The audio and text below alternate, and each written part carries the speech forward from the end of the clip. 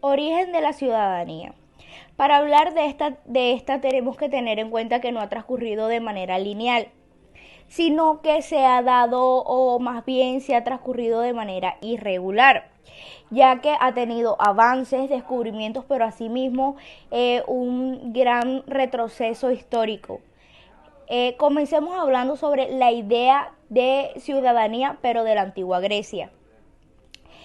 Esta idea comenzó a mediados del siglo V antes de Cristo por dos personajes muy importantes llamados Efialtes y Péricles, quienes se encargaron de romper esquemas, ya que, ya que rompieron los privilegios de la aristocracia ateniense y le dieron la oportunidad a personas, o no a personas, a hombres de distintas clases sociales participar en la vida política. Se dio en una parte de la historia muy importante que fue en la época dorada de la Ilustración y tuvo un monumento representativo llamado el Pantenón. Una muy interesante también es la idea de la ciudadanía de la antigua Roma. Los antiguos romanos tenían derechos, pero también obligaciones.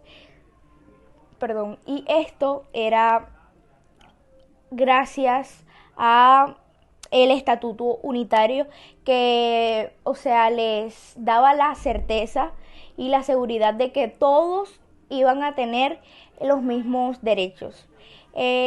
¿Cómo adquirían ellos la ciudadanía?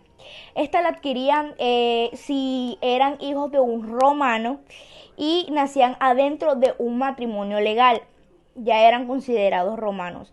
Y una muy interesante que me pareció de cómo adquiría la ciudadanía era la manumisión, que era todo aquel esclavo que era liberado por un romano recibía automáticamente la ciudadanía. Ahora, bien, ¿cómo la perdían?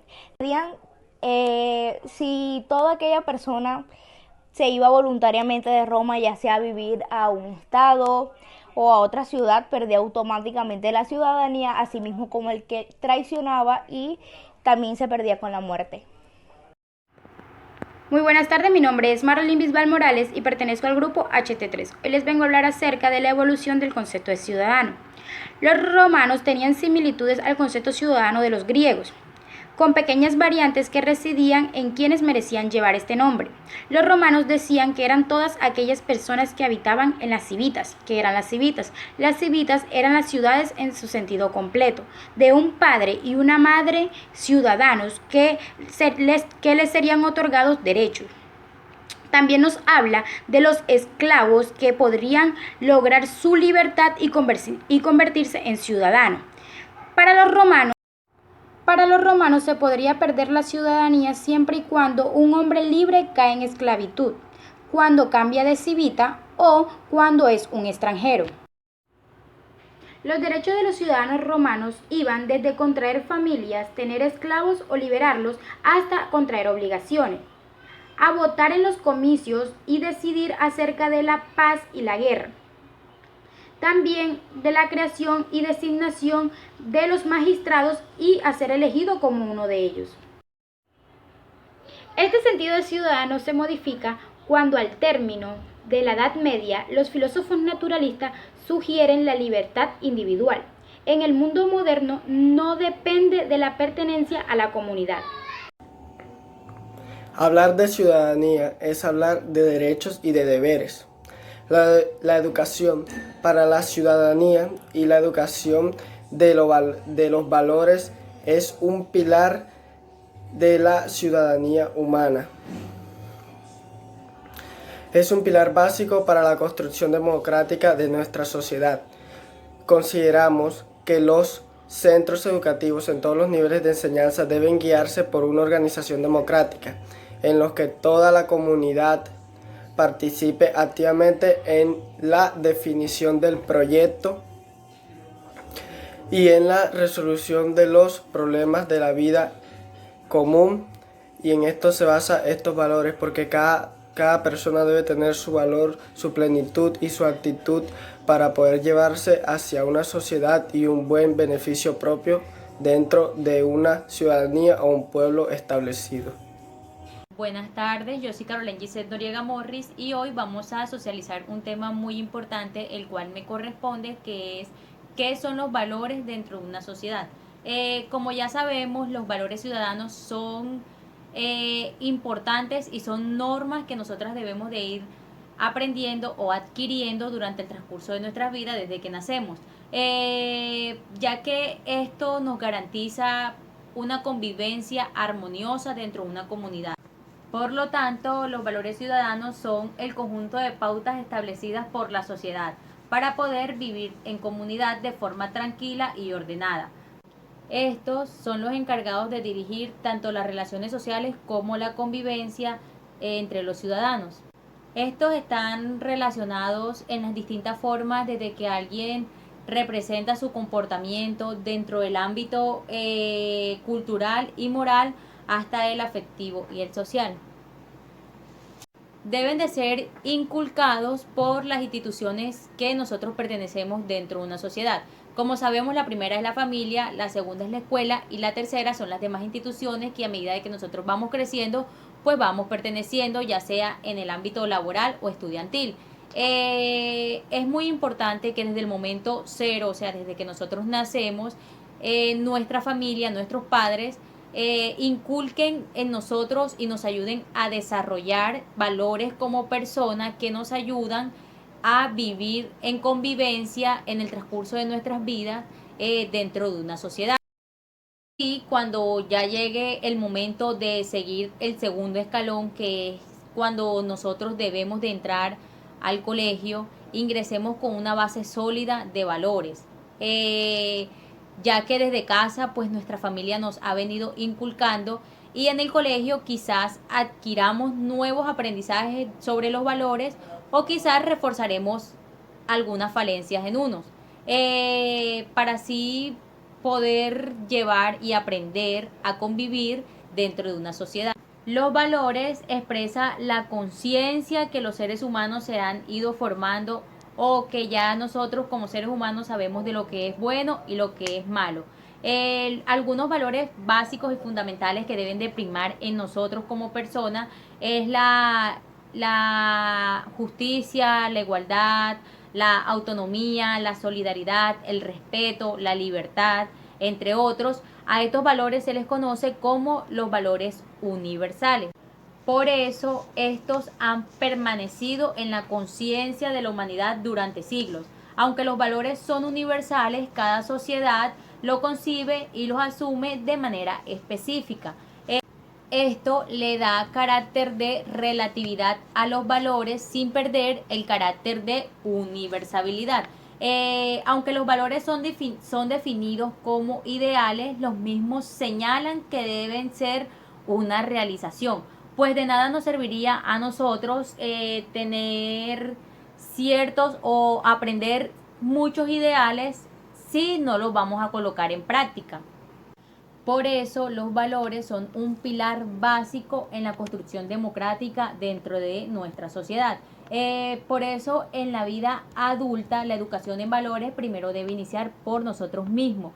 Iniciando con la autoevaluación pasamos a la reflexión y tercero, que estemos dispuestos al cambio. Vivir en sociedad no es tan sencillo como parece. ¿Por qué? Porque cada persona es distinta, piensa de manera distinta y no todas las veces se va a comportar de la misma forma. Por eso la educación es la encargada de hacer que la sociedad pueda vivir en un clima donde reine el respeto y la libertad. Dentro de los valores más importantes que nosotros debemos de adquirir o de aprender como ciudadanos serían el respeto, la lealtad, la justicia, la libertad, la tolerancia, la honestidad, entre otros. Bueno, compañeros, muchísimas gracias. Muy buenas tardes, mi nombre es Angie Melissa Mellado Serna del grupo HT3 y hoy les voy a hablar sobre la importancia de la división de los países. Los grupos humanos organizan y utilizan el espacio de acuerdo con su cultura. Para ordenarlo y administrarlo lo limitan por medio de dos fronteras. Al establecimiento de límites, el territorio mediante fronteras se le llama división política. En la mayoría de los casos se define por enfrentamientos armados o por cuerpo pacífico. Estos con el fin de determinar la extensión de los territorios, incluyendo las extensiones continental, marítimas y aéreas. Existen dos tipos de fronteras. Están las naturales y las artificiales. Las naturales se refieren al uso de un elemento de lo natural, como un río o una montaña, para que sirvan como límite. La artificial son líneas imaginarias trazadas con base al sistema de coordenadas geográficas. Ambas se utilizan para determinar los países. El gobierno de cada país ejerce su soberanía dentro de dichos límites. Estas divisiones del mundo responden a una serie de circunstancias, hechos históricos y culturales y sociales que han sido determinados con la composición de los límites de territorio. La geografía política es una rama también que estudia la división política, influyendo a los estados y a los países que conforman el mundo. Para llevar a cabo esta labor toman en cuenta cada ente. A continuación, mi compañera les va a complementar sobre lo que les acabo de decir. Buenas tardes, profesor Juan Darío Palacios, soy Carol Villafañe Robles y hoy voy a complementar las ideas planteadas por mi compañera anteriormente sobre la importancia que tienen las divisiones de los países en el mundo. Empezaré diciendo que las divisiones de los países a nivel mundial no han ocurrido todas de la misma manera. Cada una es específica y se ha dado de una manera diferente a todos los demás contextos en los que se han dado otras separaciones u otras divisiones de países o de territorio. Pero todas ellas están relacionadas o enmarcadas con situaciones o aspectos políticos, históricos, económicos y o sociales. Dentro de este orden de ideas podemos rescatar lo sucedido en Europa y este ejemplo de Europa sirve para tener en cuenta que las divisiones territoriales pueden ocurrir en cualquier momento. Con ellas se evita el desarrollo o la sucesión de posibles guerras internas y que terminen convirtiéndose en guerras externas a los países. El ejemplo de Europa es la división o disolución de Checoslovaquia, que se dividió en dos naciones, Yugoslovaquia, que se dividió en 6, y la Unión Soviética, que se convirtió o se separó en 15 naciones diferentes.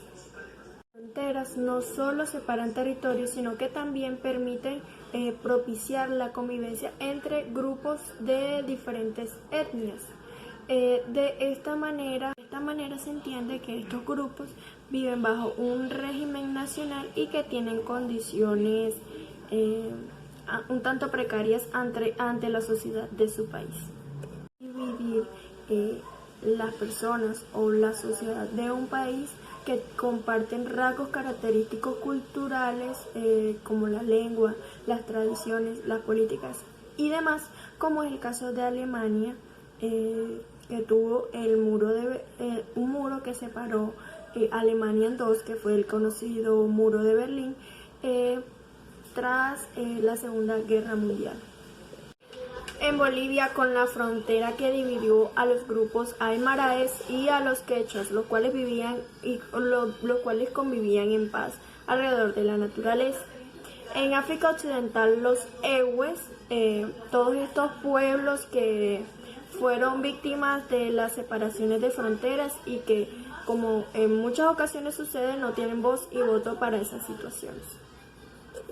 Aterrizamos diciendo que todas estas situaciones, las históricas, las sociales, las políticas, las económicas y muchas veces las culturales, pueden provocar o provocan situaciones o conflictos internos en el país o entre territorios.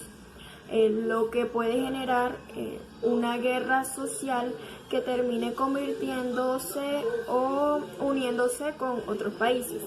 En este orden de ideas es necesario recalcar la importancia que tiene la división de los países a nivel mundial, porque de esta manera se evita que se convierta en una guerra entre países y se busque la unión como sucedió en la Primera y la Segunda Guerra Mundial. De esta manera se puede decir que es importante que los territorios se den cuenta cuando ya no pueden o cuando ya no tienen la capacidad interna para superar esos conflictos.